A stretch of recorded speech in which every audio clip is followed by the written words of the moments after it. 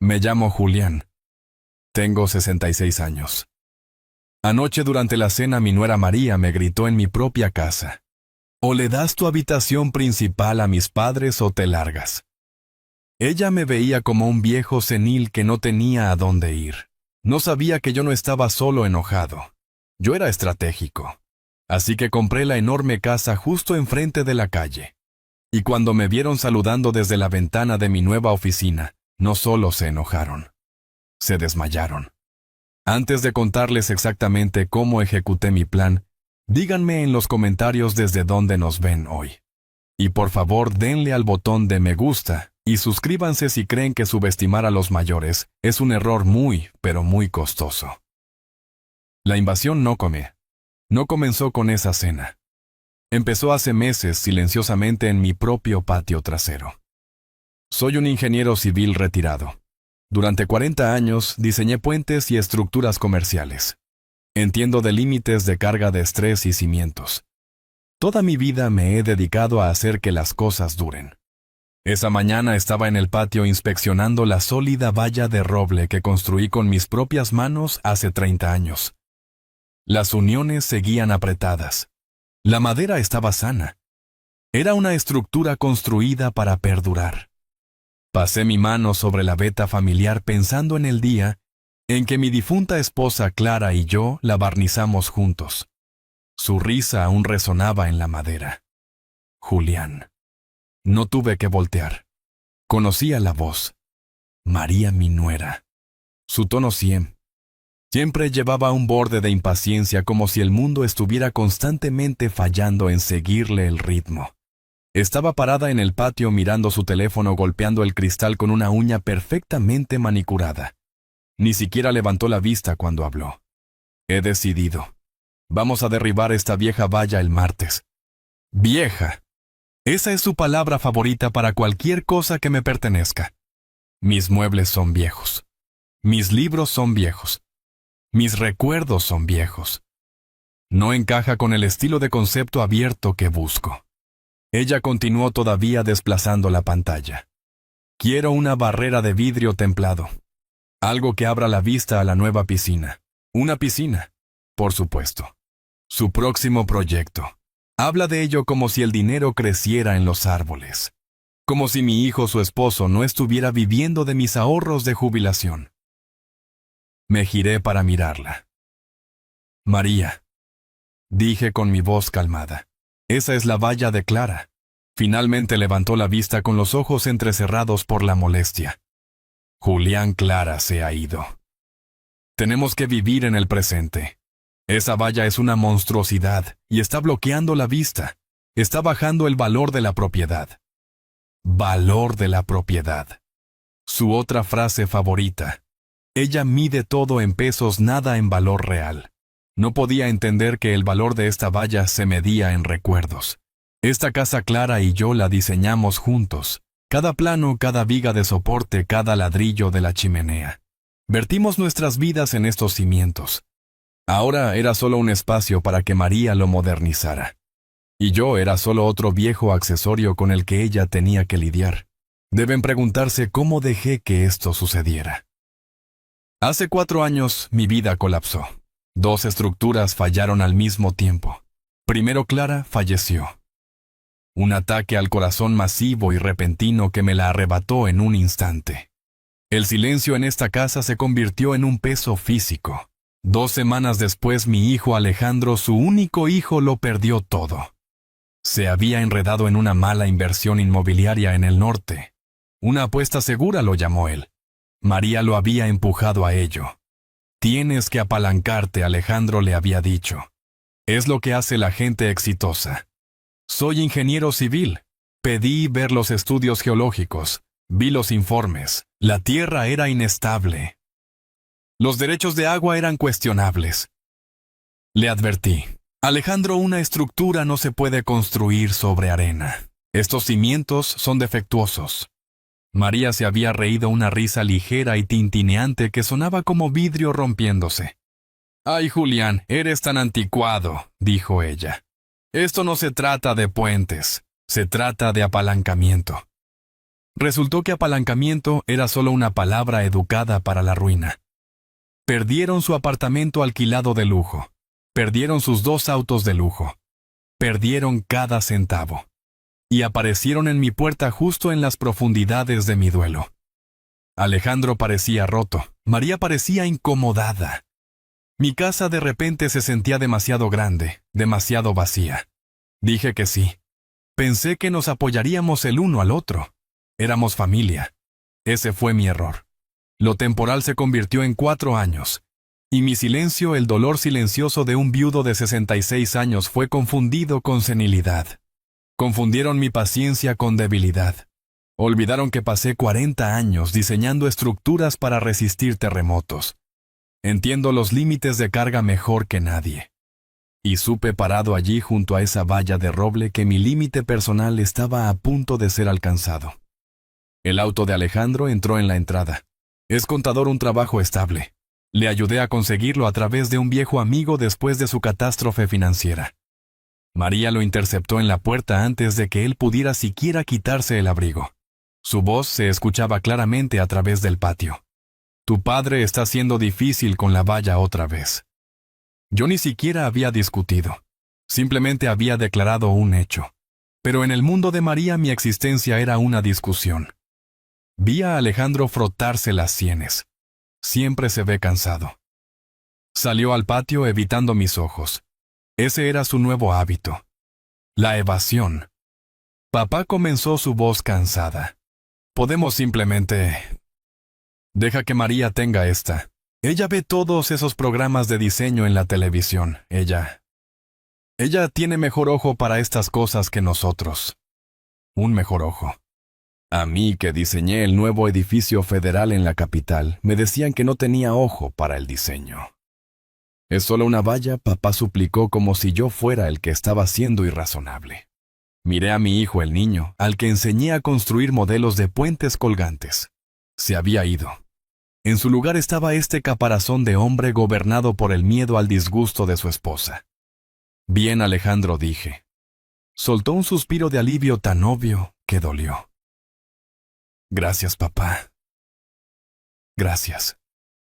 Voy a asar unos bistecs esta noche. Se apresuró a entrar ansioso por escapar de la tensión.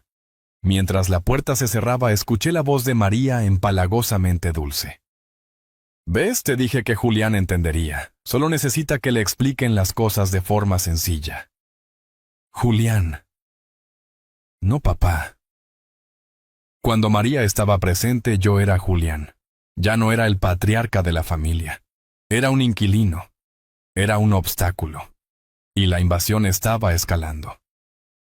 Los padres de María, Ricardo y Susana, habían llegado hace 3 meses. Vinieron por unos días para ayudar a consolar a María por el trauma financiero que había soportado. Nunca se fueron. Se apoderaron de la habitación de invitados de la planta baja, la habitación que Clara usaba para practicar su violonchelo. Ahora el sonido de la televisión de Ricardo a todo volumen con las noticias llenaba el pasillo desde el amanecer hasta la medianoche. La semana pasada fui al cobertizo a buscar mis herramientas de jardinería. No eran cualquier herramienta. Eran un juego de acero al carbono hecho a mano en Alemania, un regalo de jubilación de Clara, cada pieza grabada con mis iniciales. Encontré a Ricardo usando mi preciada paleta para mezclar un lote de cemento de secado rápido para un gnomo de jardín de mal gusto. Hola, Julián, retumbó sin rastro de vergüenza en su voz. Esto es un gran material, realmente resistente, mejor que esa basura que venden en la ferretería. La herramienta estaba arruinada, cubierta de concreto, secándose. Pasé 2 horas esa noche picándolo meticulosamente, sintiendo una furia fría crecer en mi pecho. Pero Susana era la verdadera vándala. Mi estudio, mi santuario, era su siguiente objetivo. Aquí era donde guardaba mi vida profesional. Mis premios, mis planos enmarcados, mi biblioteca de ingeniería y todos los álbumes de fotos familiares. Entré una tarde y me congelé. Las paredes estaban desnudas. Había desaparecido la foto de Clara y yo, cortando la cinta en la inauguración del puente de la bahía. Había desaparecido mi premio a la trayectoria de la Sociedad de Ingenieros Civiles. Había desaparecido la foto de Alejandro graduándose de la universidad. En su lugar, Susana había colgado una serie de pinturas abstractas baratas producidas en masa. Horribles manchas de verde azulado y naranja que chocaban con las estanterías de caoba. Abrí frenéticamente el armario.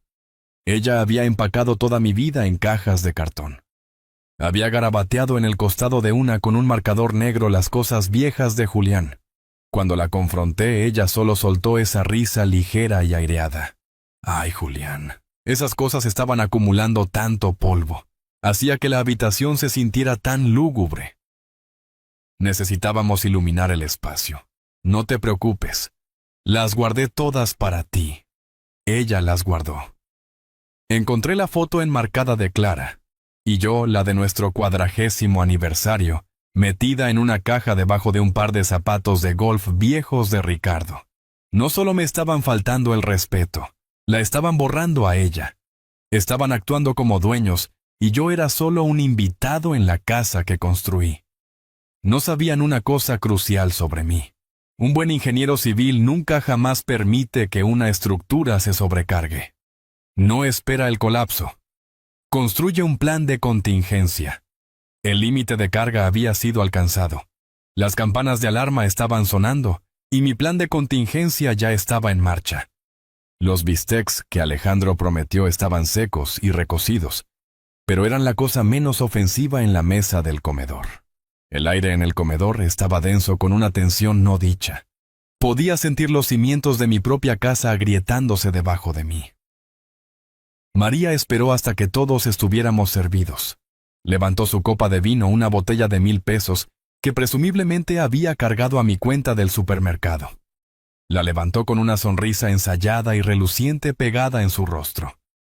«Tengo noticias maravillosas para todos», anunció con su voz artificialmente brillante.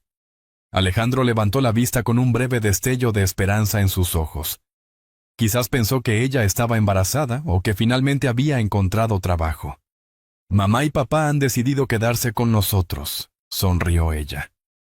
«Indefinidamente. ¿No es maravilloso? Finalmente vamos a ser una gran familia feliz, todos bajo un mismo techo». La palabra indefinidamente aterrizó en la mesa con un golpe sordo. No era una visita. Era una ocupación. Ricardo, su padre, levantó su propia copa. «Estamos simplemente encantados, Julián, encantados. Realmente podemos ayudarte a ti y a Alejandro a administrar este lugar correctamente. Ayudarme a administrar la casa que diseñé y construí». El tenedor de Alejandro repiqueteó contra su plato, un sonido metálico agudo en el repentino silencio. Se recuperó rápidamente, forzando una sonrisa que parecía más una mueca. «Oh», dijo con voz fina. «Vaya, cariño, eso es genial». Luego Susana, la madre de María, dejó su copa y soltó un largo suspiro teatral. Se puso una mano delicada en la espalda baja, haciendo una mueca como si tuviera un dolor terrible. «Es solo que, María querida, esa habitación de invitados es encantadora», comenzó su voz con un gemido patético. «Pero está en la planta baja. El ruido de la calle es simplemente espantoso». Apenas pegué un ojo. Mantuve mi rostro neutral. La habitación de invitados, la antigua sala de violonchelo de Clara, estaba en la parte trasera de la casa. Daba a la serenidad de los robles en el jardín. El único ruido de la calle era el sonido de los grillos. Y el colchón. Susana continuó. «Debe tener 20 años. Mi espalda. Ay, mi pobre espalda». Di vueltas toda la noche. Ese colchón era un ortopédico de primera línea. Tenía 4 años y medio. Lo sabía porque lo había comprado para Clara, esperando que aliviara su propio dolor de espalda en sus últimos meses. «Ay, mami», no dijo María con la cara convertida en una máscara de horror actoral. «No podemos tenerte con dolor. Eso es horrible».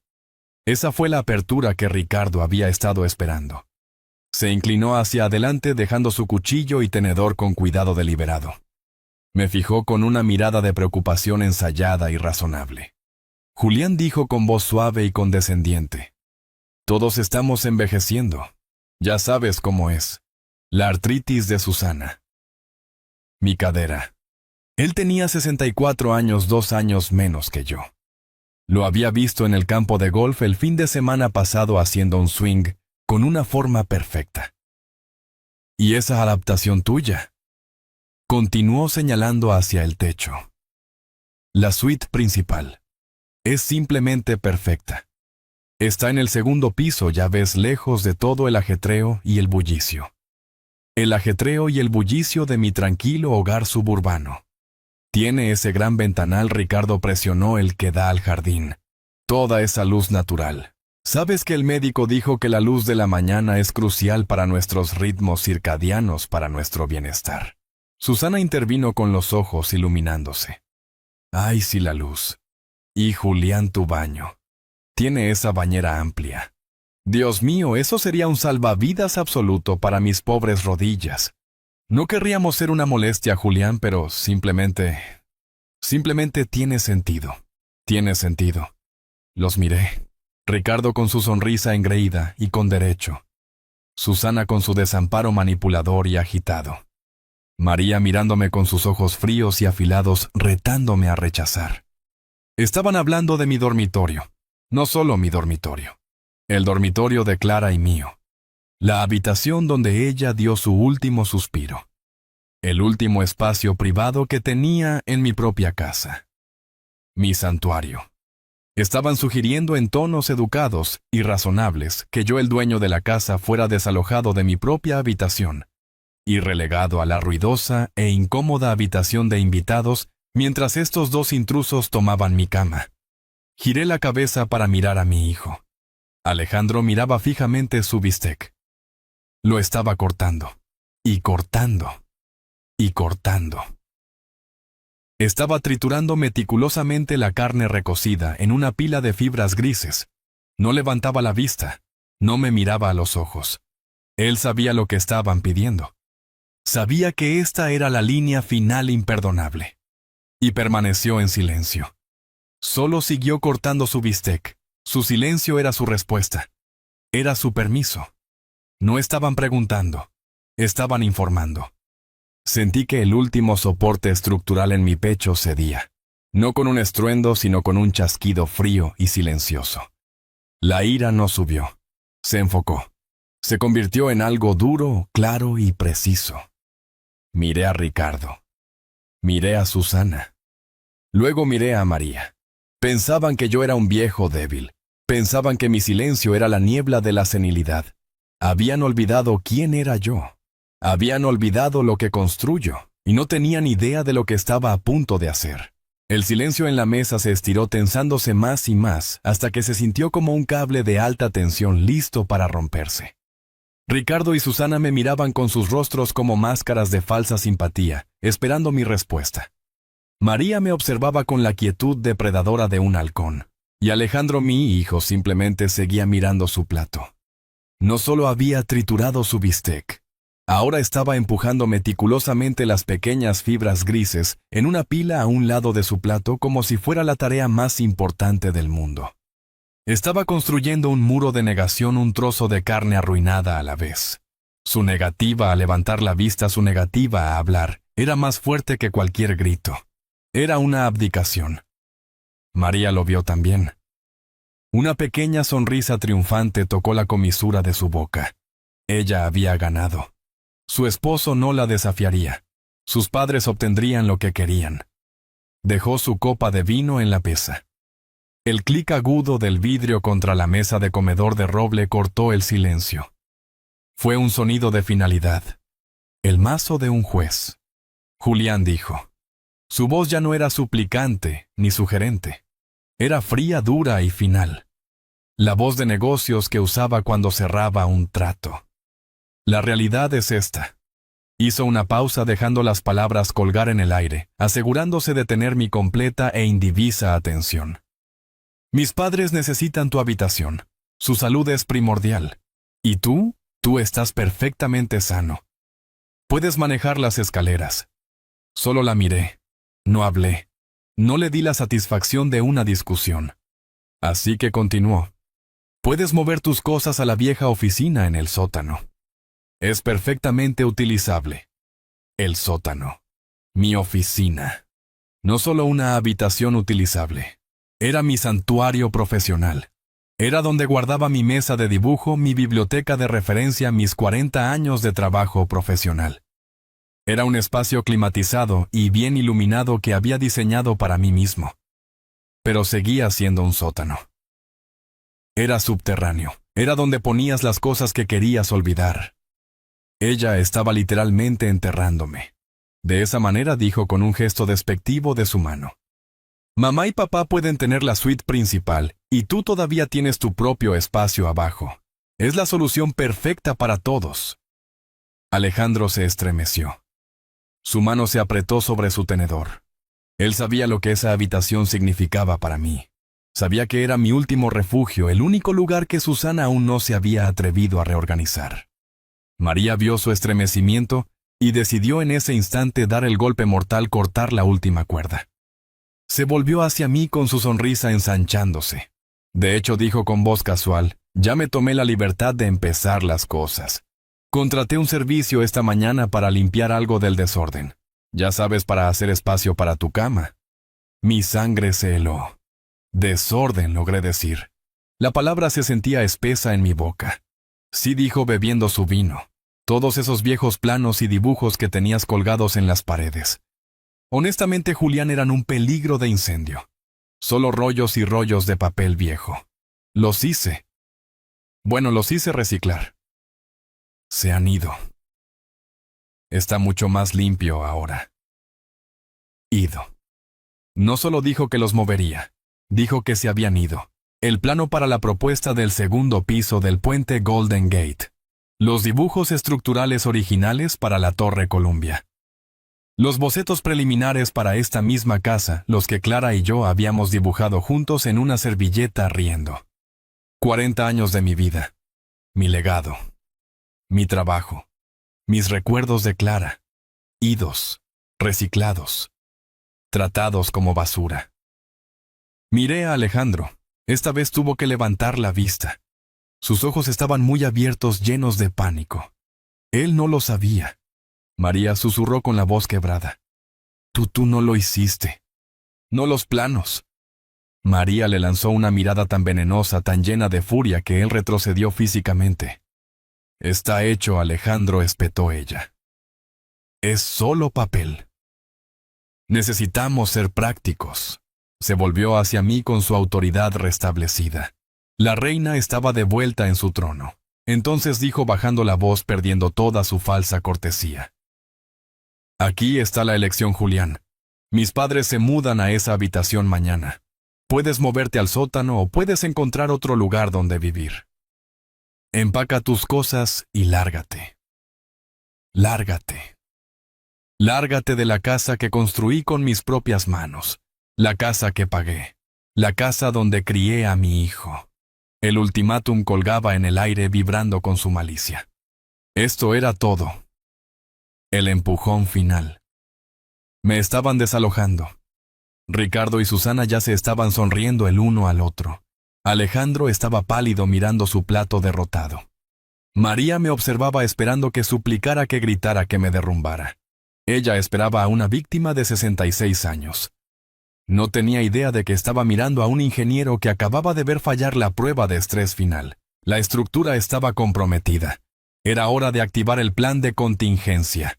Dibujos viejos. Así es como los llamó. Solo papel. Reciclado. No tenía idea de lo que había hecho. Pensó que solo había limpiado una habitación, pero había profanado una tumba. Ese sótano. Nunca fue un sótano para mí. No era una bodega húmeda para guardar decoraciones de Navidad y muebles rotos. Lo había diseñado específicamente cuando construimos esta casa. Era mi estudio. Tenía paredes reforzadas, control climático independiente e iluminación de galería de espectro completo. Era el único lugar en esta casa fuera del corazón de Clara, donde mi mente estaba verdaderamente en paz. Era mi legado. Y ella lo recicló. Ido. Los esquemas originales para la adaptación sísmica que diseñé para la antigua biblioteca de la ciudad.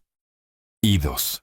Los bocetos conceptuales para el puente peatonal sobre el barranco, el que me ganó el Premio Nacional de Ingeniería. Y 2. Lo más doloroso. Los planos originales dibujados a mano para esta casa, sobre los que Clara y yo nos habíamos encorvado durante noches enteras. Recordé a ella trazando las líneas para el ventanal, el que Ricardo ahora codiciaba. Aquí es donde veremos caer la nieve. Julián había dicho con la voz llena de sueños. Ese plano no era solo papel, era una promesa que yo había cumplido. Y mi propuesta para el segundo piso del puente Golden Gate fue el proyecto más ambicioso de mi carrera. Era el trabajo del que estaba más orgulloso. No se construyó, pero el mundo de la ingeniería lo llamó visionario. Tenía el dibujo original a escala completa enmarcado en la pared principal. Era un testimonio de 40 años de resolver problemas de construir cosas que duran. María no vio planos. Vio desorden, no vio el trabajo de una vida, vio un peligro de incendio. No solo había tirado un poco de papel, había pasado un borrador por toda mi vida. Ella había con un acto casual y desconsiderado decirme que mis 40 años de trabajo, mi pasión, mi identidad y mis recuerdos de la esposa que adoraba no valían nada. Eran basura, justo como la vieja valla, justo como el viejo que los construyó. Esto no fue un acto de ignorancia, fue un acto de malicia, fue una jugada de poder. Fue un movimiento estratégico calculado para romperme, para reducirme a nada, para hacerme tan pequeño y tan insignificante que simplemente me arrastraría a ese sótano ahora vacío y esperaría a morir. Ella acababa de confirmar lo que ya sospechaba. Esto no era una negociación. Esto era una guerra. Y ella acababa de lanzar su ataque más devastador. Ella pensó que había ganado. Pensó que finalmente me había roto. No sabía que no puedes romper a un ingeniero destruyendo sus viejos planes. Solo lo obligas a dibujar unos nuevos. La habitación estaba absolutamente inmóvil. El sonido del ultimátum de María lárgate parecía estar físicamente colgando en el aire, vibrando con malicia. 4 pares de ojos estaban fijos en mí. Ricardo y Susana parecían engreídos triunfantes, midiendo ya mentalmente mi dormitorio principal para su cama king size. Alejandro parecía enfermo, con la cara pálida y húmeda, los ojos fijos en su plato, incapaz de presenciar mi humillación final. Y María me observaba con una mirada de pura expectativa depredadora. Estaba inclinada hacia adelante con los ojos brillantes, una pequeña sonrisa burlona jugando en sus labios. Estaba esperando la explosión. Quería que gritara, que suplicara, que la maldijera. Quería que me derrumbara, que llorara, que probara lo débil y patético que realmente era. Quizás incluso esperaba que me agarrara el pecho y colapsara. Resolvería todos sus problemas limpiamente. No le di nada. Miré hacia la mesa a mi plato de bistec triturado y sin comer. Luego, lenta y deliberadamente, levanté mi pesada servilleta de lino mis manos. Las manos que habían dibujado planos para puentes de acero de 40 toneladas estaban perfectamente firmes. No había un solo temblor. Comencé a doblarla. Alicé la tela en mi regazo. Llevé una esquina al encuentro de la otra, creando un triángulo perfecto. Presioné el pliegue, luego la doblé una y otra vez, con la precisión de un ingeniero verificando un cálculo de carga. Cada pliegue era limpio, exacto y final. Coloqué la servilleta perfectamente doblada sobre la mesa junto a mi plato.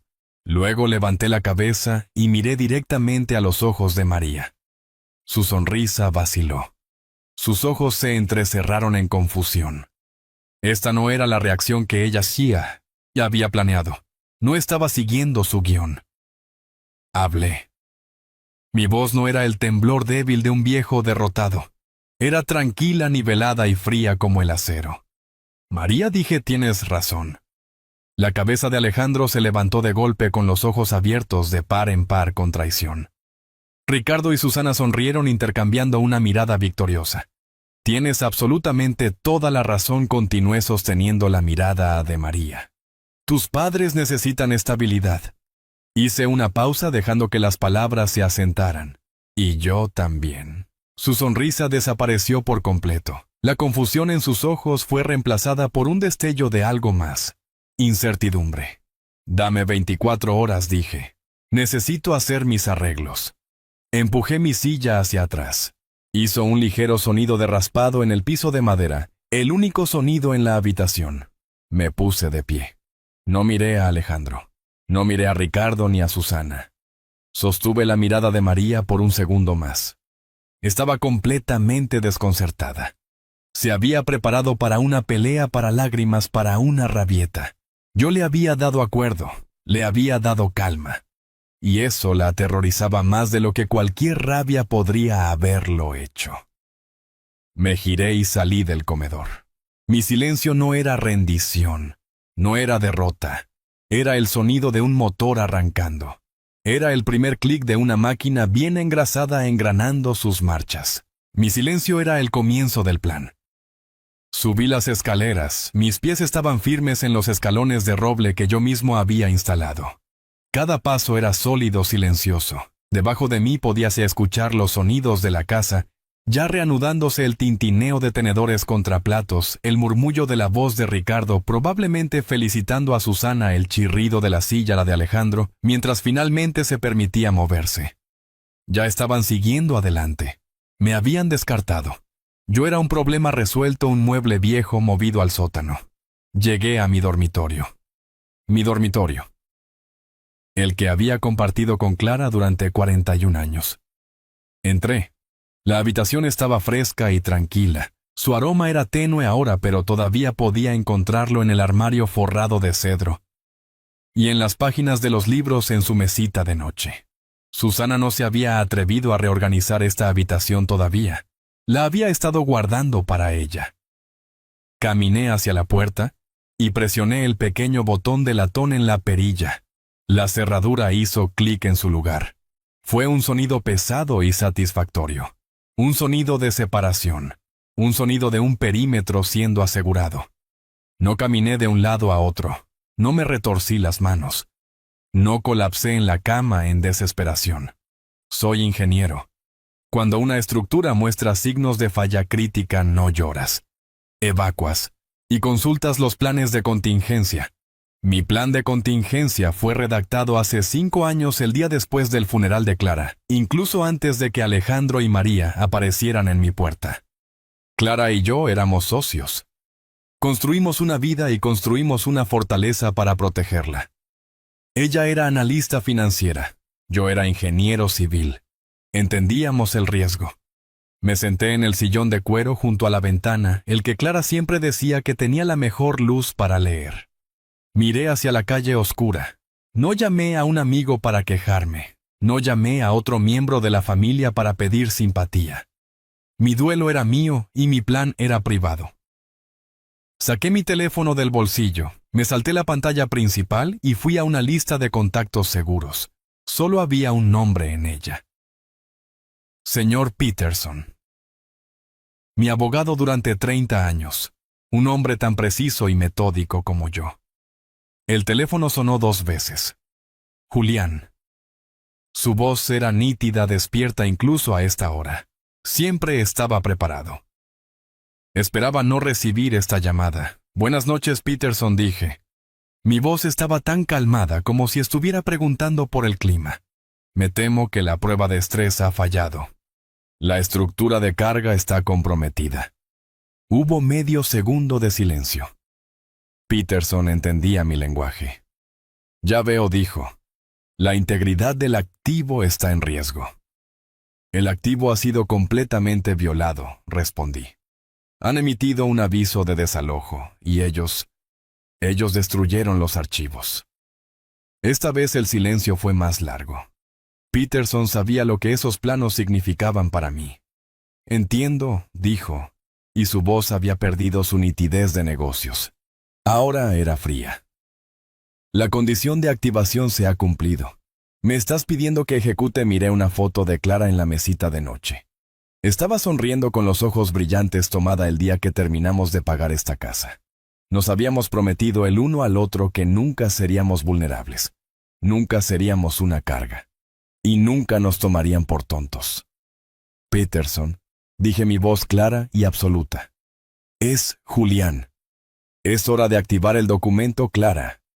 ¿Estás seguro, Julián?, preguntó una formalidad final. Una vez que esto se pone en marcha, es irrevocable. El activo se transfiere inmediatamente al establecer tu nueva residencia. Tengo 66 años, Peterson, dije. Nunca he estado más seguro de nada en mi vida. Actívalo. Aseguraré la nueva residencia para el final de la semana. Muy bien, dijo. Las ruedas estarán en movimiento a las 9 de la mañana. Siento que haya llegado a esto, mi amigo. ¿No construyes que es una presa esperando una inundación? Peterson, dije. La construyes para estar listo cuando se inunde. La inundación está aquí. Terminé la llamada.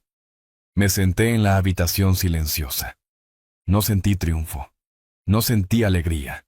Sentí la satisfacción fría y dura de una máquina perfectamente diseñada, haciendo finalmente con precisión el trabajo para el que fue construida. Después de que terminó la llamada con Peterson, me senté en la oscuridad de mi habitación. El silencio era completo. Abajo la batalla había terminado y pensaban que habían ganado. Estaban celebrando su adquisición de mi dormitorio. Estaban en sus mentes repartiéndose el botín de una guerra que habían declarado contra un viejo indefenso. Este fue su error de cálculo fatal y catastrófico. Alejandro y María me ven a mí, Julián, y ven a un viejo. Ven a un ingeniero retirado de 66 años con un suéter gastado. Ven mi sedán de 10 años en la entrada, el que cuido meticulosamente. Ven mi estilo de vida simple y frugal. En sus mentes estoy viviendo de una pensión miserable y la seguridad social. Soy una carga financiera, un drenaje. A los ojos de María soy solo un pobre ingeniero viejo, aferrándose a su último activo restante, esta casa. Piensan que esta casa es todo lo que me queda. ¡Qué equivocados están! ¡Qué peligrosamente y tontamente equivocados! Ven a un ingeniero. No ven al ingeniero civil jefe que supervisó la adaptación sísmica de toda la infraestructura del noroeste. No ven al hombre que consultó en proyectos de presas multimillonarios en Sudamérica. Mi pensión no es solo un cheque del gobierno. Es un paquete ejecutivo bañado en oro de una de las firmas de ingeniería más grandes y exitosas del mundo, una firma que ayudé a construir. Pero incluso eso, incluso mi propia carrera, es solo la mitad de la historia. La persona a la que verdadera y fatalmente subestimaron fue a Clara. María veía a mi esposa como una mujer tranquila y modesta, que tocaba el violonchelo y amaba la jardinería, una ama de casa simple y anticuada. No tenía idea de que Clara, mi brillante Clara, era una analista financiera senior, con una mente como una trampa de acero. Durante 35 años trabajó para una de las firmas de capital privado más respetadas del país. Clara entendía el dinero de una manera que María, con su obsesión superficial con los valores de propiedad y los programas de diseño, nunca podría siquiera comenzar a comprender. Éramos un equipo. Yo construía estructuras. Ella construía riqueza. Teníamos una filosofía, Clara y yo. No creíamos en exhibiciones. Creíamos en cimientos. No compramos yates. No nos unimos al club de campo. No volamos en primera clase a París o Roma. No compramos una mansión ostentosa en una comunidad cerrada. Construimos esta casa sólida y verdadera, y la pagamos en 7 años. Mientras nuestros vecinos compraban autos de lujo, a crédito, y se apalancaban hasta el tope, Clara estaba invirtiendo. Ella era una inversora tranquila, disciplinada e implacable. Llamaba al interés compuesto la octava maravilla del mundo. Mientras todos a finales de los 90 perseguían burbujas.com y acciones diarias, Clara estaba metódica y silenciosamente poniendo nuestros ahorros en fondos indexados del mercado amplio. Acciones de primera línea, bonos municipales durante 40 años. 40 años de 2 ingresos ejecutivos sustanciales, siendo ahorrados e invertidos. 40 años de vivir humildemente, muy por debajo de nuestras posibilidades. 40 años dejando que nuestro dinero trabaje para nosotros tranquila y silenciosamente, en segundo plano. Alejandro y María piensan que soy pobre. Piensan que soy un dependiente. La verdad es que no solo estoy cómodo. No solo estoy bien económicamente. Estoy, como diría mi abogado el señor Peterson, excepcionalmente líquido y extremadamente estable. El portafolio que Clara construyó, al que continué contribuyendo, es una fortaleza. Es una base de riqueza diversificada e inquebrantable que Alejandro y María, en sus sueños más salvajes y codiciosos, no podrían ni imaginar. Esto es lo que es el documento Clara. No es solo un simple trozo de papel. Es un fideicomiso financiero integral de múltiples capas administrado por la firma de Peterson. Es un motor de poder silencioso e inmenso. Y ellos pensaban que me estaba aferrando a esta casa. Pensaban que me estaban echando para poder robar mi único activo. No tenían idea de que esta casa, esta hermosa y sólida casa, es financieramente hablando poco más que un error de redondeo en mi portafolio. Todo el plan de María, su crueldad, su arrogancia, todo estaba construido sobre un error fundamental. Pensaba que yo era pobre. Pensaba que yo era débil. Pensaba que estaba robando a un indigente. No tenía idea de que acababa de declarar la guerra a un rey. Dormí profundamente por primera vez en meses. La decisión estaba tomada. El plan estaba en marcha. Desperté antes del amanecer como siempre lo he hecho. No me apresuré. Me duché, me afeité y me vestí con un par de pantalones cómodos y una camisa planchada. No empaqué mi vida. No vacié mis cajones, ni desnudé mi armario. ¿Por qué lo haría? Esas cosas estaban seguras. Simplemente empaqué una sola maleta pequeña, una muda de ropa, mis artículos de tocador, mi laptop, y la foto enmarcada de Clara de mi mesita de noche. Todo lo demás de valor estaba en una bóveda bancaria, o ya digitalizado y asegurado por la firma de Peterson. Caminé hacia la puerta del dormitorio. No miré atrás. No sentí pena ni nostalgia. Solo sentí un sentido frío y limpio de propósito. Bajé las escaleras. Estaban todos en la cocina tal como sabía que estarían. Eran poco después de las 8 de la mañana. María había hecho un desayuno especial de celebración. Hot cakes, tocino, jugo de naranja fresco, un festín para los vencedores.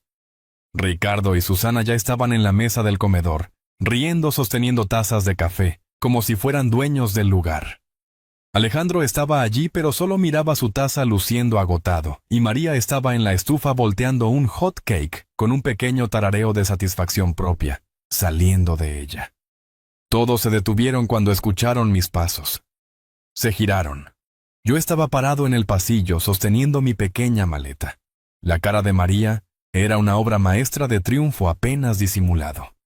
Sus ojos se abrieron, y una sonrisa tan brillante que era casi dolorosa cruzó su rostro antes de que pudiera suprimirla y reemplazarla con una máscara de falsa preocupación sombría. Alejandro, mi hijo, simplemente se desplomó, sus hombros cayeron una pulgada. Fue un movimiento de puro alivio no adulterado. El alivio de un cobarde que acaba de enterarse de que no tendrá que ir a la batalla. No tendría que elegir. Yo había tomado la decisión por él. Evitó mis ojos mirando la mesa como si guardara los secretos del universo. Ricardo y Susana solo se sonrieron el uno al otro. El viejo problema finalmente se estaba encargando de sí mismo. Caminé directamente hacia María. Me detuve a unos pies frente a ella. María, dije. Mi voz era uniforme. Tú ganas. Se llevó la mano al pecho comenzando su actuación. Ay, Julián, yo no sé a qué te refieres. No estamos ganando. Me iré, dije cortándola. Saldré de su camino inmediatamente. La alegría en su rostro era tan intensa que no podía ocultarla. Fue como el sol rompiendo a través de una nube. Oh, jadeó. Ay, Julián, bueno, yo creo que eso es lo mejor. ¿No crees? Es la decisión más razonable. Sí, dije. Lo es. Estoy tan contenta de que lo veas de esa manera, dijo ella, con la voz goteando falsa simpatía. Estaba prácticamente vibrando de felicidad. Estaba obteniendo mi habitación, mi casa, y se estaba deshaciendo de mí todo en un solo golpe limpio. Alejandro aún no había levantado la vista. Solo estaba sentado allí, una estatua de fracaso filial. Me giré para irme y... Julián, María me llamó. Me detuve en la puerta principal con la mano en la perilla. Solo dijo y pude escuchar la sonrisa condescendiente en su voz sin siquiera verla. Solo espero que encuentres un lugar, ya sabes, en algún lugar adecuado. Giré la cabeza ligeramente. En algún lugar asequible, aclaró como si hablara con un niño. Sé que estas cosas pueden ser difíciles con un presupuesto fijo. Un presupuesto fijo. Ella me estaba imaginando en una pequeña habitación financiada por el Estado, una cama individual, un baño compartido, el olor a desinfectante y desesperación. Ahí es donde me estaba enviando. En su mente me estaba permitiendo magnánimamente ir a mi triste y pequeño futuro. Estoy segura de que estarás muy cómodo sea donde sea, terminó. Estoy seguro de que lo estaré, María, dije. La miré a ella, a Ricardo y Susana, que ya estaban sacando muestras de pintura en la mesa, y a mi hijo, que aún se negaba a mirarme. Disfruten su desayuno, dije. Abrí la puerta principal. Salí a la luz de la mañana. Coloqué mi maleta en el maletero de mi sedán de 10 años. No miré atrás. Arranqué el motor, me alejé de la acera, y los dejé con su celebración. Pensaban que habían ganado. Pensaban que el problema estaba resuelto. No tenían idea de que la verdadera solución, mi solución, apenas estaba comenzando. Me alejé conduciendo de la casa que construí. Al doblar la esquina no miré atrás. María estaba en ese preciso momento mirando desde la ventana con el corazón hinchado de victoria. Sabía exactamente lo que estaba imaginando. Estaba imaginando mi viaje. Me veía a mí, un viejo derrotado, metiendo mi viejo sedán en la entrada curva del asilo Años Dorados, o la instalación de cuidado asistido Willow Creek. Me imaginaba con la maleta en la mano entrando en una pequeña habitación beige que olía levemente a cloro y verduras hervidas.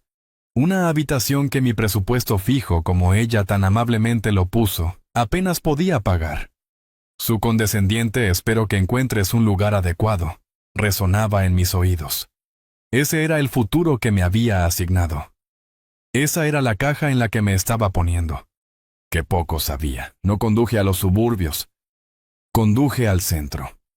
Pasé de largo los tristes y extensos asilos y entré en el garaje subterráneo privado de las grandes residencias.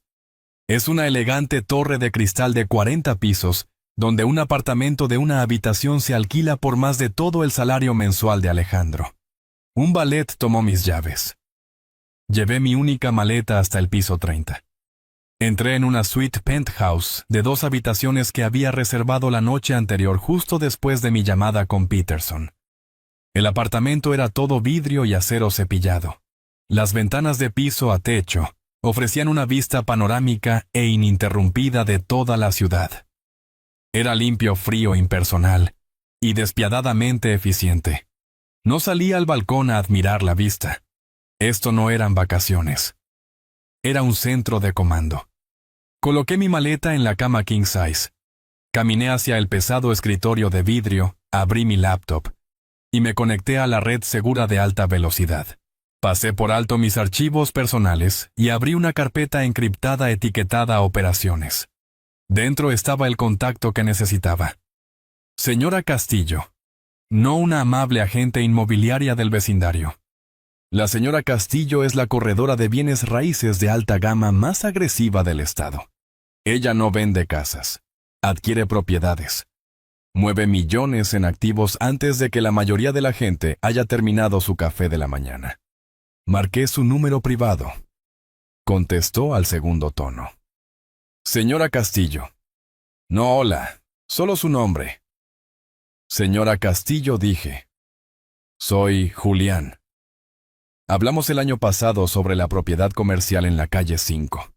Escuché el sonido de tecleo, luego un clic. Julián recordó al instante. Su voz era puro negocio. El ingeniero. Te quedaste callado. Asumo que no llamas para hablar de bonos municipales. No, dije. Tengo un nuevo objetivo de adquisición. Residencial. Necesito que se haga inmediatamente. ¿Qué tan inmediatamente estamos hablando, Julián? Fin de mes. Quiero estar firmando los papeles de cierre para el viernes, dije. El tecleo se detuvo. Hubo medio segundo de silencio. Eso es ambicioso, dijo. Eso es un cierre de 72 horas. ¿Cuál es la propiedad? ¿Y cuál es la situación financiera?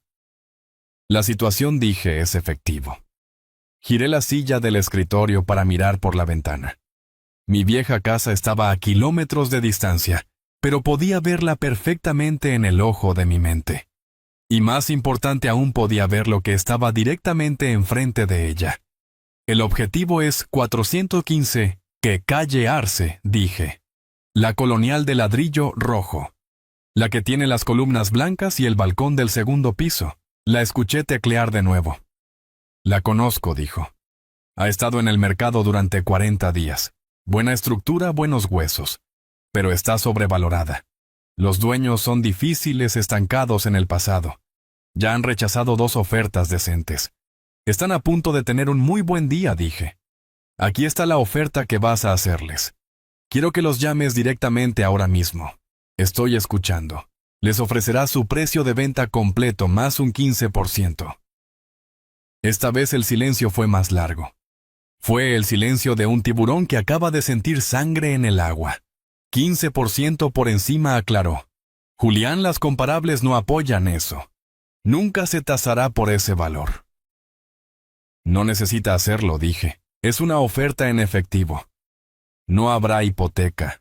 No habrá tasación. Hice una pausa y luego entregué la pieza crítica final. Y no habrá contingencias. Ninguna, susurró. Podía escuchar la emoción en su voz. Sin inspección, sin cláusula de financiamiento. Ninguna en absoluto, dije. Sin inspección, sin tasación, sin financiamiento, sin venta de otra casa. La estamos comprando tal cual. Obtienen su precio inflado completo más un 15% encima transferido a su cuenta en 3 días. No necesité explicar la lógica a la señora Castillo. Ella entendía el mercado inmobiliario mejor que nadie. En esta economía los vendedores no solo están nerviosos, están aterrorizados. Están aterrorizados de compradores cuyo financiamiento se cae en el último minuto. Están aterrorizados de inspectores de viviendas exigentes que encuentran una pequeña grieta en los cimientos y asustan al comprador. Están aterrorizados de tratos atrapados en depósito en garantía durante 6 semanas solo para colapsar en la mesa de cierre. Una oferta en efectivo es el rey. Una oferta en efectivo sin contingencias, 15% por encima del precio. Eso no es solo una oferta. Eso es un milagro. Es un regalo de Dios. Es un boleto de lotería ganador. Es un cierre instantáneo garantizado e indoloro. Los dueños de 415 calle Arce no solo lo aceptarían. Llorarían de alegría y agradecerían a su buena estrella. El 15% no es para comprar la casa, señora Castillo, dije, mi voz fría y clara. Es para comprar la velocidad. Tengo una condición final. ¿Cuál es? Quiero cerrar en 72 horas. Quiero las llaves en mi mano para las 5 de la tarde de este viernes. Esa es la única parte no negociable del trato. Diles que la oferta expira a la medianoche de hoy. ¿Puedes hacer que suceda? La escuché reír. Un sonido corto, agudo y depredador. Señor Julián, dijo, por esta oferta y esta comisión podría hacer que incluyan su auto y su perro. Considere lo hecho. Le llamaré cuando esté arreglado. No se vaya lejos. Colgué. Miré por la ventana a la ciudad. María pensaba que me estaba registrando en un asilo un capítulo final triste de una vida terminada. De hecho, estaba ensamblando mi fortaleza y la estaba construyendo justo al otro lado de la calle. Dejé que mi vieja casa se sentara en silencio por el resto de la tarde del viernes. Les dejé tener su victoria, dejé que María caminara por mi dormitorio principal, ahora vacío de mi escritorio y mis recuerdos, y dejé que imaginara sus nuevos colores de pintura. Dejé que Ricardo y Susana se instalaran creyendo que habían ganado la guerra. Pasé la tarde en 415 calle Arce con un equipo. No un equipo de diseño, sino un equipo de instalación. Mientras mi vieja casa estaba llena del regodeo de sus nuevos amos, autoproclamados, mi nueva casa era una colmena de actividad profesional silenciosa. Se instaló una red de fibra óptica de alta velocidad. Se montaron cámaras de seguridad discretamente, todas apuntando a mi nueva propiedad, Y en la gran habitación del segundo piso, al frente de la casa, la que tenía el hermoso balcón, mi equipo estaba montando mi nueva oficina. Reensamblaron mi pesado escritorio de nogal. No lo colocaron contra una pared, lo colocaron bajo mi dirección precisa directamente frente a los amplios ventanales de piso a techo. Era una línea de visión perfecta. Desde mi nuevo escritorio tenía una vista clara y sin obstrucciones de comando de todo el frente de mi vieja casa. Y específicamente tenía una vista perfecta directamente hacia la ventana de su comedor. Para la noche los camiones se habían ido. Los instaladores se habían ido. Mi nueva casa estaba tranquila esperando. Me senté en mi nueva oficina en mi silla de cuero familiar, detrás de mi escritorio de nogal. La habitación estaba oscura. La casa estaba oscura. Al otro lado de la calle, las luces en mi vieja casa estaban resplandecientes. Parecía una fiesta. Sabía que estarían en el comedor. El viernes por la noche era su celebración. María era finalmente oficialmente la señora de la mansión, y así esperé. Me senté en la oscuridad, un ingeniero paciente, esperando el momento preciso para aplicar la presión. A las 7:30 p.m. los vi. Estaban todos reunidos alrededor de la mesa del comedor. María, Alejandro, Ricardo y Susana. No estaban comiendo, estaban brindando. María sostenía una copa de champán con la cara enrojecida por el triunfo. Ricardo se estaba riendo con el brazo alrededor del hombro de Susana. Estaban brindando por su nueva vida, su nuevo hogar, su brillante éxito. Alejandro, mi hijo, estaba allí. Él también sostenía una copa. Parecía agotado, pero estaba participando. Estaba aceptando la nueva realidad. Los observé por un largo momento, los vi celebrar en la casa que Clara y yo construimos bajo el candelabro que Clara había elegido. Muy bien, Héctor, dije tomando mi teléfono. Héctor era el líder del equipo. Ahora era mi gerente de logística en el sitio y estaba esperando en el sótano de mi nueva casa. Es la hora. Enciende la casa. Todas las luces. Especialmente la oficina. Sí, señor, respondió. Me levanté de mi escritorio. Al otro lado de la calle, en 415. Calle Arce, una casa que había estado oscura durante 45 días, una casa que todo el vecindario sabía que estaba vacía, y sin vender de repente estalló en vida. Cada luz individual en la colonial de 500 metros cuadrados por dentro y por fuera, se encendió en el mismo momento exacto. Los reflectores exteriores iluminaron el ladrillo rojo. Las luces del paisaje iluminaron el césped nuevo, y perfectamente cuidado. Y toda la oficina del segundo piso, mi oficina estaba iluminada como un escenario. Vi la reacción al instante incluso desde el otro lado de la calle. Dentro del comedor la risa se detuvo. Alejandro fue el primero en verlo. Su cabeza se levantó de golpe, sus ojos atraídos por el resplandor repentino e imposible de luz de la casa vacía. Se levantó de la mesa. Que casi podía leer sus labios. ¿Qué es eso, Ricardo? Y Susana se giraron molestos por la interrupción. Su molestia se convirtió en confusión. ¿Qué diablos? Dijo Ricardo. Pensé que ese lugar estaba vacío. ¿Quién lo compró? María se giró la última con una copa de champán todavía en la mano. Miró y se congeló. Este era mi momento. El momento en que mi plan de contingencia se activaba. Caminé desde mi escritorio hasta las puertas de vidrio que daban al balcón. Deslicé una para abrirla. El aire fresco de la noche golpeó mi cara. Salí al balcón hacia el resplandor completo y brillante de mis propios reflectores. Era perfecta e innegablemente visible. Sostenía una taza de té, una simple taza de porcelana blanca, el tipo de cosa que nunca se me permitía beber en el comedor, porque no combinaba con la estética de María. La mano de Alejandro fue a su boca. Estaba señalando. Ricardo entrecerró los ojos con la cabeza estirada hacia adelante. La mandíbula de Susana cayó su copa de champán, inclinándose precariamente. María solo miraba fijamente. Su rostro era una máscara de pura, absoluta e incomprensible conmoción. Estaba mirando al hombre viejo, frágil y dependiente que había echado de su casa. El hombre que había enviado a un asilo barato con un presupuesto fijo. Y ese hombre estaba parado en el balcón de la casa más cara de la calle, mirándola de vuelta. Sostuve su mirada. Sostuve la mirada de los 4 congelados como estatuas en mi viejo comedor. No fruncí el ceño. No hice gestos. Simplemente levanté mi taza de té en un brindis educado y vecinal. Y luego les di un pequeño y agradable saludo con la mano. Un saludo de bienvenida al vecindario. Me paré en el balcón con mi taza de té en la mano y observé. Al otro lado de la calle, la escena en el comedor se había congelado. La risa, la celebración, el brindis triunfal. Todo se detuvo como si el alien hubiera presionado un botón de pausa en sus vidas. Eran 4 estatuas bañadas en la luz brillante de mi viejo comedor mirando lo imposible. Susana, la madre de María, fue la primera en fallar. Su mano, la que se había estado quejando de su pobre patio trasero, voló a su garganta en un grito ahogado. Pero esta no era una de sus falsas actuaciones teatrales. Esto era real. Sus ojos estaban muy abiertos, fijos en mí. Su boca se abrió y se cerró, pero no salió ningún sonido. La copa de champán que sostenía la que había levantado para brindar por su nueva vida en mi dormitorio, simplemente se inclinó. Se resbaló de sus dedos. No la escuché romperse desde el otro lado de la calle, pero lo vi. Vi el champán salpicar a través del frente de su costosa blusa.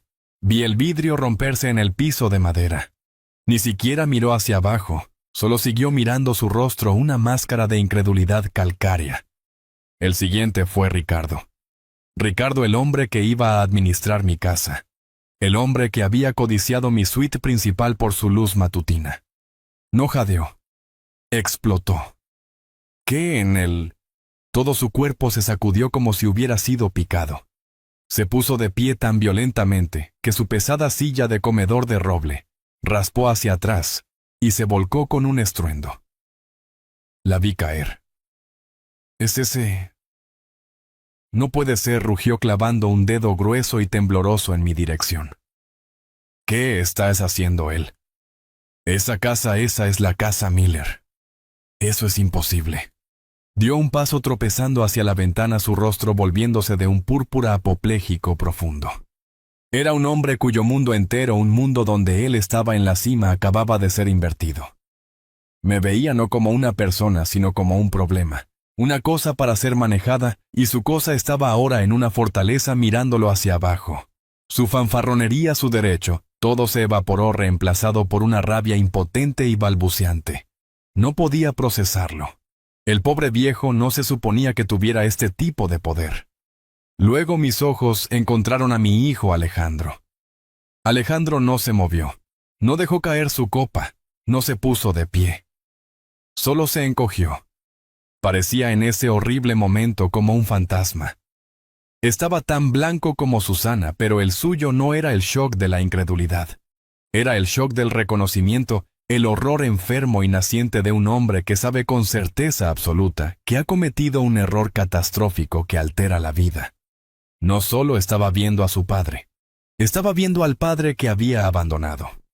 Estaba viendo al hombre cuyo trabajo de vida permitió que fuera reciclado. Estaba viendo al hombre que había vendido por una vida tranquila y una cena de bistec, y se estaba dando cuenta de que el que traicionó no era un dependiente débil y senil. Era un hombre de inmenso poder silencioso, un hombre que acababa de darle jaque mate sin decir una palabra. Los ojos de Alejandro se encontraron con los míos a través de la oscura extensión de la calle. Vi en ellos no solo shock, sino terror, y peor, vi una vergüenza profunda y sin fondo. Puso una mano en la mesa como para estabilizarse. Parecía que iba a vomitar. Había elegido su bando y acababa de descubrir de la manera más pública y humillante posible que había elegido el perdedor. Y finalmente María. Ella fue la última en moverse. Solo se quedó allí de pie con su copa de champán aún sostenida a mitad de camino hacia sus labios. No la había dejado caer. Estaba congelada en el tiempo. Observé su rostro. Como ingeniero, he visto estructuras fallar bajo pruebas de estrés. He visto aparecer las fracturas finas, los pernos cortarse, los cimientos comenzar a ceder. Estaba viendo exactamente lo mismo sucederle a la mente de María. Primero hubo una simple incomprensión en blanco. Era solo una imagen. No tenía sentido. Su cerebro estaba tratando de categorizarla. Julián Balcón esa casa. Los datos eran contradictorios. Era imposible. Luego vino la confusión. ¿Cómo era esto posible? El dinero. El presupuesto fijo. El asilo. ¿De dónde sacó el dinero esa casa? Esa casa valía millones. Luego la confusión dio paso a una ola de pura rabia no adulterada. Su rostro se oscureció. Sus ojos fijos en mí se entrecerraron en rendijas de odio absoluto. Vi sus nudillos volverse blancos mientras agarraba su copa. Había sido engañada. Le habían mentido. El viejo había hecho trampa. Había estado escondiendo dinero. Se había atrevido a ser más listo que ella. Y luego la etapa final. La que había estado esperando. La rabia colapsó en horror. La implicación completa del momento la golpeó de una vez. No era solo que yo tuviera dinero. Era que yo estaba aquí al otro lado de la calle observándola. No solo había escapado. Me había convertido en su carcelero. Cada movimiento suyo, cada invitado suyo, su precioso atractivo exterior, con el que estaba tan obsesionada. Yo estaría allí desde mi trono del segundo piso para presenciarlo todo. Ella que me había hecho prisionero en mi propia casa, ahora era prisionera en la suya. Todo su sentido de superioridad, toda su identidad estaba construida sobre la creencia de que ella era la persona más inteligente en la habitación, de que ella tenía el control. Mi saludo, mi simple taza de té, acababa de probar pública, silenciosa y devastadoramente que estaba equivocada. Vi el color drenarse de su rostro. Estaba más pálida que Alejandro, más pálida que Susana. Su boca se abrió y salió un sonido. Un sonido horrible y agudo como vapor, escapando de una tubería reventada. Un sonido de un sistema en falla catastrófica total. La copa de champán finalmente se resbaló de su mano. Se rompió en el suelo, pero ella no pareció notarlo. Sus ojos aún fijos en mí se pusieron en blanco. Se estremeció una vez. Se tambaleó sobre sus pies, sacó una mano agarrando el aire vacío. Y luego María, mi arrogante, triunfante y victoriosa nuera, colapsó en un montón en el piso del comedor. Se había desmayado. Me paré en mi balcón en el aire fresco de la noche. No sonreí. Simplemente tomé un sorbo calmado y medido de mi té. La fase 1 del plan estaba completa. Me giré desde el balcón y volví a entrar en mi oficina. Cerré la puerta de vidrio dejando fuera el aire fresco de la noche, pero no los sonidos. Incluso desde el otro lado de la calle podía escuchar el caos. Un grito ahogado. Ese era Ricardo. Una puerta cerrándose de golpe. Luego silencio. Caminé hacia el gabinete empotrado y me serví un vaso de agua. Mi mano estaba perfectamente firme. Sabía que vendrían. Era el paso siguiente predecible en la falla estructural. Les tomó menos de 3 minutos. Escuché los golpes antes incluso de verlos. No un toque educado. No el timbre de una puerta. Un golpeo frenético y animal en la pesada puerta de roble de 415 calle Arce. Boom, boom, boom. Era el sonido del pánico puro y sin adulterar. El sonido de un mundo que ya no tenía sentido. Bajé tranquilamente la escalera curva. Los golpes continuaban resonando a través del vestíbulo vacío. Boom, boom, boom. Julián, abre esta puerta. Sé que estás ahí. Ábrela ahora. La voz de María ya no era suave y condescendiente. Era un chillido crudo y desigual. Llegué al pie de las escaleras. Me tomé un momento para enderezar el corredor en el piso. Soy un hombre que aprecia el orden. Abrí la puerta. Estaban parados en mi nuevo porche, enmarcados por las luces brillantes, pareciendo refugiados de un desastre. María estaba al frente. Su cabello era un desastre, mechones. Se habían soltado de su arreglo perfecto. Su rostro era una máscara aterradora de rabia blanca y rojo manchado. Sus ojos estaban muy abiertos, inyectados en sangre. Estaba respirando en jadeos cortos y ásperos. Alejandro estaba justo detrás de ella, sosteniendo su brazo. Parecía que acababa de ver un fantasma. Su rostro estaba ceniciento, su chaqueta de traje estaba arrugada y estaba temblando. Se veía por primera vez en años verdadera, y completamente aterrorizado. Ricardo y Susana estaban rondando en la acera sin atreverse aún a pisar mi nueva propiedad, solo mirando con la boca abierta. Los ojos de María recorrieron sobre mí sobre el gran vestíbulo detrás de mí, la escalera curva, los pisos de madera relucientes, el candelabro de cristal. Su mente estaba tratando de procesar lo imposible. Tú balbuceó. ¿Tú cómo? ¿Qué es esto? Alejandro encontró su voz primero.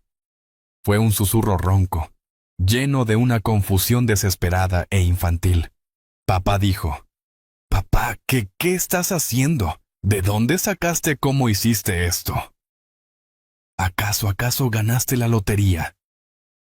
Miré a mi hijo de 40 años que se había quedado parado, y vio a su esposa eviscerarme mental y emocionalmente.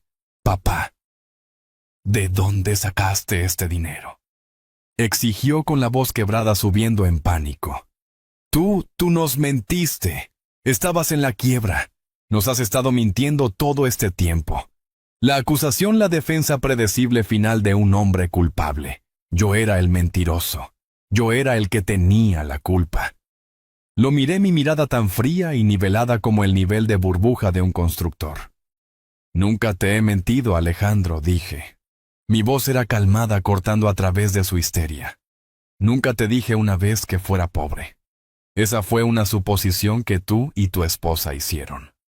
Hice una pausa, dejando que la verdad de esa declaración aterrizara sobre él. Asumieron que yo era una carga, continué. Asumieron que era débil. Asumieron que no tenía recursos. Giré mi mirada hacia María. Estaba temblando, pero de rabia, no de miedo. Simplemente dije, elegí no compartir mi información financiera privada con personas que me trataban con tal falta de respeto. Personas que me veían como un mosquito para ser aplastado. Personas que destruyeron mi propiedad y trataron de echarme de mi propia casa. Miré de nuevo a Alejandro. No mentí, hijo. Solo mantuve mi privacidad, algo que nunca se me permitió en mi propia casa. Di un paso atrás, manteniendo la puerta abierta un poco más ancha. Esto dije señalando al vestíbulo. Es mi nueva casa, Alejandro. Bienvenidos. Y mis palabras se asentaron en el espacio entre nosotros. Bienvenidos. Alejandro solo miraba fijamente, su mente claramente destrozada por la revelación. Era un hombre a la deriva, toda la base de su realidad. Su creencia en mi debilidad y la fuerza de su esposa desaparecida. No podía hablar. Pero María estaba construida de material más duro y feo. Observé su rostro mientras procesaba mis palabras. Vi el shock. Vi la profunda y visceral humillación. Ella, que se enorgullecía de tener el control, había sido superada pública y devastadoramente.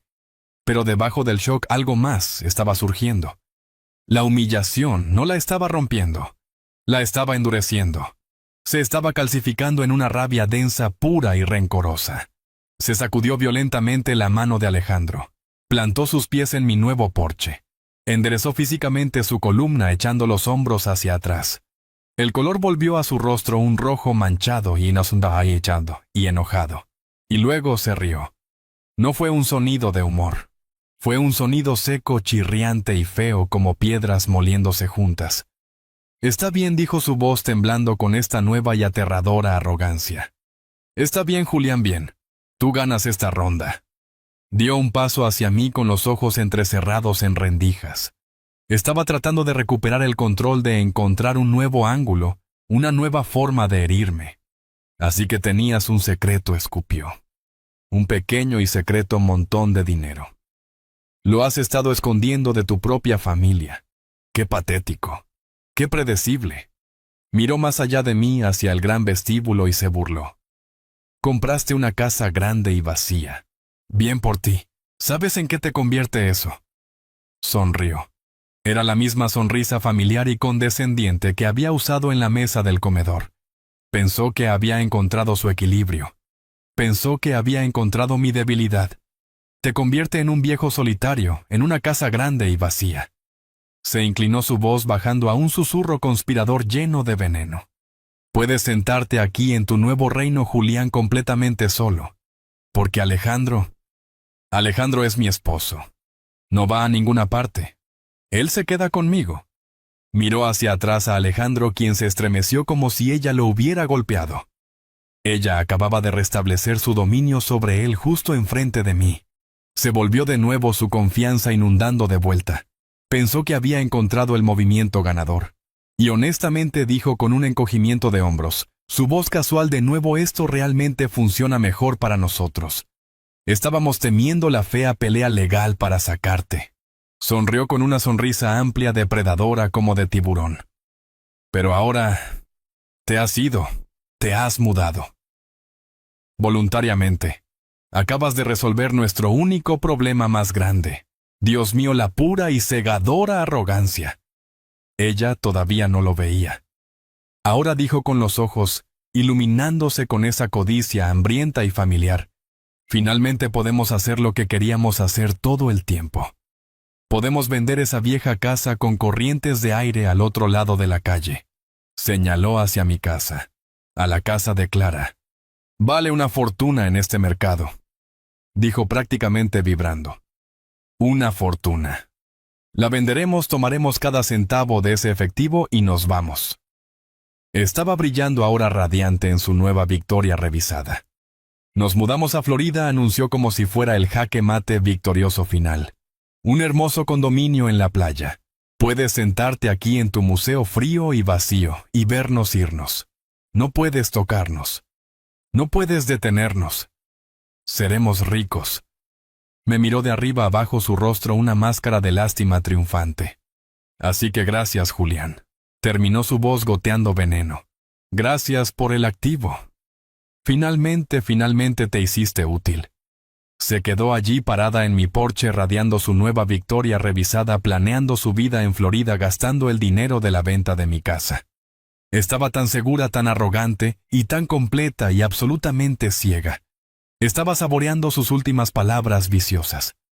Gracias por el activo. Ella creía con cada fibra de su corazón codicioso que había ganado. Pensaba que mi mudanza era un error, un acto emocional tonto de un viejo senil. Pensaba que acababa de explotar una laguna que no entendía. Mi partida no fue un error. No fue rendición.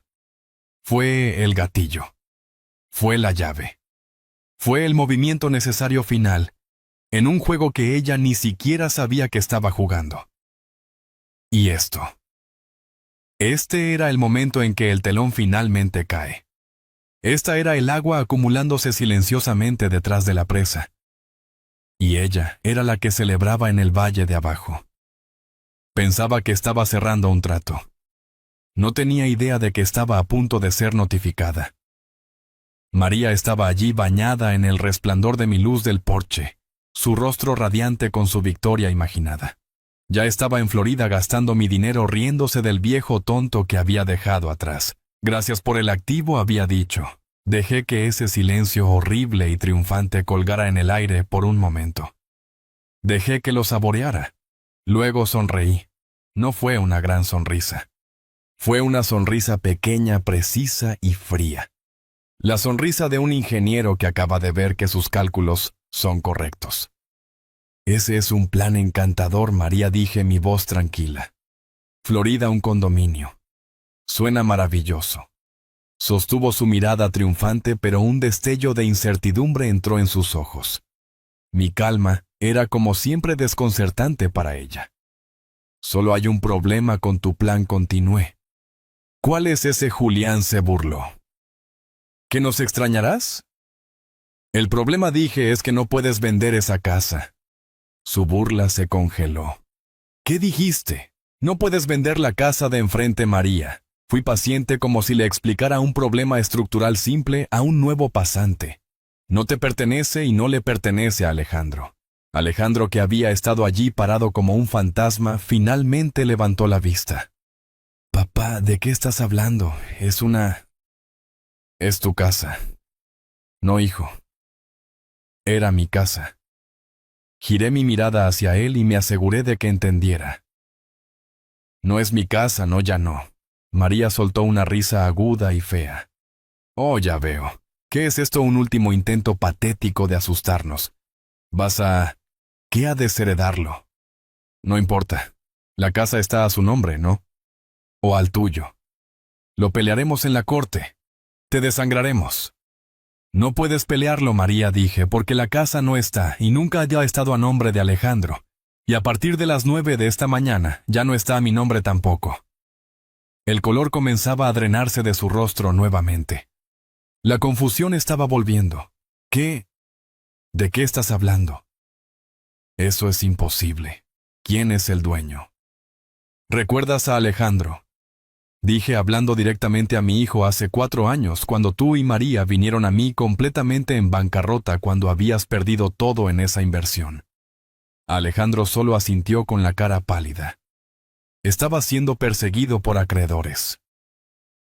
Estabas aterrorizado, y te dije que te protegería. Te dije que te daría un lugar seguro para vivir. Me volví hacia María. Verás, María, supe incluso entonces quién eras. Supe cuál era realmente tu ambición. Supe que darle a Alejandro cualquier parte de mis activos sería como darle un fósforo a un pirómano. Así que tomé medidas. Protegí mi casa, protegí la casa de Clara. Metí la mano en el bolsillo interior de mi chaqueta, la chaqueta que había usado desde el hotel. Hice que mi abogado, el señor Peterson, redactara un documento. Lo llamamos el documento Clara. Su nombre legal, sin embargo, es el Fideicomiso Irrevocable Memorial Clara. Los ojos de María se entrecerraron. Un fideicomiso, sí dije. Un fideicomiso familiar irrevocable. Eso significa que una vez que lo firmé, ni siquiera yo podía cambiarlo. Hace 4 años transferí la escritura completa y libre de gravámenes de esa casa a la casa que actualmente ocupan a este fideicomiso. La mente de Alejandro, la mente de contador, finalmente estaba trabajando. Pero vivíamos allí. Tú vivías allí. Como el fideicomiso, expliqué, era muy específico. Fue diseñado por mi difunta esposa, quien era, como tal vez hayas olvidado, una brillante analista financiera. El fideicomiso me nombró a mí, Julián, como el usufructuario vitalicio. El usufructuario vitalicio, susurró Alejandro con el horror naciente apareciendo en sus ojos. Él sabía lo que significaba ese término. Exactamente, Alejandro, dije.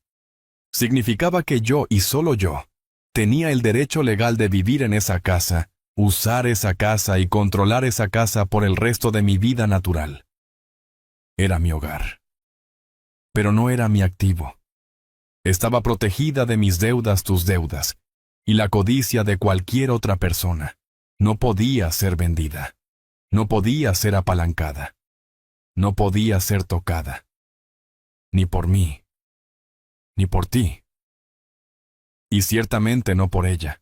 María sacudía la cabeza tratando de encontrar una falla. No. Eso no tiene sentido. Todavía estás vivo, así que sigues siendo el usufructuario vitalicio. Así que tú simplemente te fuiste. La abandonaste. Eso solo la hace nuestra. Ah, dije. Le di esa pequeña sonrisa de nuevo. Esta es la parte que encontrarás interesante. Este es el genio del diseño de Clara. La cláusula de activación específica en el fideicomiso era muy precisa. Miré a María. Decía que yo era el usufructuario vitalicio con uso completo de la propiedad hasta que se cumpliera una de 2 condiciones. Una, mi muerte. O 2, mi establecimiento voluntario y permanente de una nueva residencia separada. La sangre se drenó del rostro de María. Finalmente entendió. Miró mi nueva casa, al gran vestíbulo detrás de mí, a la escritura en mi mano. ¿Ves, María?, dije con mi voz bajando a un susurro, cuando me dijiste que me largara anoche. No solo estabas siendo cruel, me estabas dando la llave, me estabas entregando el gatillo. Sostuve el documento único que había sacado de mi bolsillo. Era el documento de cierre completamente ejecutado, contrafirmado y registrado para 415 calle Arce. En el momento en que firmé este documento a las 9 m. de esta mañana, dije, en el instante en que establecí legalmente una nueva residencia permanente, Activé voluntariamente la cláusula de disolución del fideicomiso. A partir de las 9 a.m. de hoy dije, mi estatus de usufructuario vitalicio se evaporó. El fideicomiso activó automática e irrevocablemente su directiva final. Alejandro sacudía la cabeza susurrando, no, no, no. María estaba sin habla. Su boca estaba abierta, pero toda la arrogancia, todo el fuego se había ido. Era solo un caparazón vacío. Te estás preguntando a quién pertenece la casa ahora. No es así, María, dije. Te estás preguntando a dónde fue tu activo. Según las instrucciones del fideicomiso, en el instante en que dejé de ser el usufructuario vitalicio, el título completo y libre de gravámenes de Finte Calle Arce fue transferido a su único beneficiario, la Asociación Nacional del Corazón. Alejandro hizo un pequeño sonido de asfixia. El lugar donde Clara fue tratada, dije con mi voz endureciéndose. Fueron notificados de la transferencia de activos a las 9 a.m. Estaban, como puedes imaginar, encantados. Pretenden vender la propiedad en subasta pública inmediatamente. Todas las ganancias financiarán la nueva ala de investigación cardíaca Memorial Clara. Miré a María, su rostro una máscara de ruina catastrófica total. La oficina del señor Peterson, dije, envió el aviso legal oficial de desalojo a la propiedad esta mañana. Están a partir de este momento invadiendo ilegalmente. Los nuevos dueños del hospital graciosamente les han dado 30 días para desalojar las instalaciones. Miré más allá de ella a Ricardo y Susana, que aún estaban parados en la acera congelados en incredulidad. Eso te incluye a ti, Alejandro, dije, y a ti, María, y a tus padres también. 30 días. Di un paso atrás hacia mi vestíbulo. Ahora dije, si me disculpan, ha sido un día muy largo. Buenas noches. Y cerré la puerta. Ha pasado un mes. Me siento en mi nueva oficina, la que tiene la vista perfecta. El sol de la mañana entra a través de las puertas del balcón calentando el escritorio de nogal. Estoy bebiendo mi café, el mismo café negro simple que Clara y yo siempre preferimos. Al otro lado de la calle la escena es diferente. No hay equipo de mudanza profesional. No hay camión de logística blanco y reluciente. En su lugar, un camión de U-Haul, naranja y blanco abollado, está estacionado torpemente en la acera con una rueda en el césped. Es el más pequeño que alquilan, el que obtienes cuando no tienes dinero ni amigos que te ayuden. Los nuevos dueños, la Asociación Nacional del Corazón, han sido muy firmes. El plazo de 30 días era hoy. Los observé. A los 4. Ricardo y Alejandro están intentando y fallando en maniobrar un sofá pesado a través de la puerta principal. La cara de Ricardo es de un tono furioso de púrpura, y le está gritando a Alejandro, quien solo se ve agotado y entumecido. Susana está parada en el césped junto a una pila de bolsas de basura negras, retorciéndose las manos y gritándole a Ricardo. Y luego está María. Ella no está cargando nada. Está parada junto al U-Haul con los brazos cruzados, su cabello un desastre. Lleva pantalones deportivos. Les está gritando a todos, gritándole a Alejandro por ser débil, gritándole a Ricardo por dejar caer su extremo, gritándole al sofá por ser demasiado pesado. Se ven cansados. Se ven derrotados. La arrogancia, el triunfo engreído, las sonrisas condescendientes. Todo se ha ido. Reemplazado por la amargura fea y mezquina del fracaso. Están peleando por las obras, y no tienen a nadie a quien culpar sino a ellos mismos. Los observo por un momento, este cuadrilátero caótico y disfuncional de codicia. Veo la pata del sofá engancharse en el marco de la puerta y escucho el chillido de rabia de María llegar a través de la calle. Tomo otro sorbo de mi café. La subasta es el próximo martes. Espero que el hospital recaude una gran cantidad de dinero. Mientras los observaba, recordé una visita de la semana pasada. Alejandro había venido a mi nueva casa. Solo. No golpeó la puerta esta vez. Solo se paró en el porche luciendo pequeño y derrotado. Había estado llorando. Se paró en mi nuevo vestíbulo retorciéndose las manos, incapaz de mirarme a los ojos. Se disculpó. Lloró. Dijo que lo sentía. Dijo que era débil, que tenía miedo de María, que no sabía qué hacer. Dijo que nunca quiso que nada de esto sucediera. Lo escuché. Escuché todo sin interrupción. Cuando terminó le serví un vaso de agua. No eres débil, Alejandro. Le dije con mi voz no desagradable pero firme. La debilidad es una ausencia de fuerza. Tú no eres eso. Eres un hombre que tomó una decisión. Finalmente me miró con los ojos rojos y confundidos. Simplemente tomaste una decisión, repetí. Elegiste la comodidad sobre la lealtad. Elegiste una vida fácil sobre una correcta. Elegiste la ambición de tu esposa sobre la dignidad de tu padre. Eso no es debilidad, Alejandro. Eso es una decisión. Y ahora estás viviendo con las consecuencias de esa decisión tal como yo estoy viviendo con las mías. Le entregué el agua, y con ella le di un pequeño trozo de papel. Este es el número de un muy buen terapeuta, dije. Me ayudó después de que tu madre falleció. Te sugiero que lo llames. Esa es tu próxima decisión por tomar. Tomó el papel. No vino a verme de nuevo. Me alejé de la ventana. Cerré las persianas. El circo de su fracaso ya no era mi preocupación. Caminé por mi tranquila casa nueva y salí a mi nuevo patio trasero. Era pacífico. El sol de la tarde era cálido. Me senté en un banco de piedra, saqué un pequeño bloc de notas y un lápiz de mi bolsillo y comencé a dibujar. Dibujé una línea firme y recta. Dibujé un poste y una unión y un riel superior. Estaba diseñando una nueva valla, una valla de roble sólida y fuerte con los mismos detalles exactos, la misma artesanía exacta que la que Clara y yo habíamos construido juntos, una estructura construida para durar. Tengo 66 años. Perdí a mi esposa y de muchas maneras perdí a mi hijo, pero me he encontrado a mí mismo. No busqué venganza. Simplemente hice cumplir los términos y condiciones de un plan bien diseñado. Como Clara siempre solía decir, una buena estructura, Julián siempre soportará su propio peso. Miré las líneas limpias y fuertes en el papel, y por primera vez en 4 años, el silencio a mi alrededor fue verdadera y completamente pacífico. Toda esta experiencia me enseñó una dura lección. El respeto no es solo una cortesía. Es el cimiento absoluto de cada relación.